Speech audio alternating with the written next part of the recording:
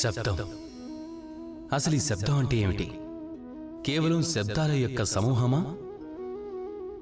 లేదా మన వాణినా? శబ్దం అంటే ఒక శక్తి, అది ఎవరినైనా వశంలోకి తీసుకోగలదు. శబ్దం ఒక ఎలాంటి అస్త్రం అంటే అది ఎవరినైనా సరే చీల్చేయగలదు. ఈ శబ్దం ఒక పిలుపు. ఇది ఒక పడుకున్న వ్యక్తిని నిద్రలేపి తన లక్ష్యం వైపుకు నడిపిస్తుంది. శబ్దానికి ఎంత శక్తి ఉందంటే దానివల్ల ఎవరి మనసుకైనా గాయమైందంటే వాళ్ళు ఇంకెప్పుడు తన జీవితంలో ముందుకు వెళ్ళలేరు. కాబట్టి శబ్దాలను బాగా ఆలోచించి ఉపయోగించాలి. అలాగే శబ్దం లాంటిదే మౌనం కూడా. ఎన్నోసార్లు ఈ మౌనమే మనకు సహాయం చేస్తుంది. ఎన్నోసార్లు ఇది మన పశ్చాత్తాపాన్ని ఎన్నో రెట్లు పెంచుతుంది.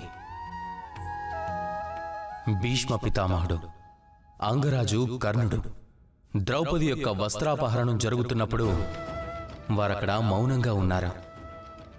దుర్యోధనుని వ్యతిరేకించలేదు, అతన్ని ఆపలేదు. ఆ తర్వాత ఏం జరిగింది అది మీ అందరికీ తెలుసు. నిజానికి ఈ మౌనం కేవలం మౌనం మాత్రమే. దుష్టులు ఎదుట మౌనంగా ఉంటే, వాళ్లకు విరుద్ధంగా మాట్లాడకపోతే అప్పుడు ఈ మౌనం చాలా పెద్ద పాపం అవుతుంది.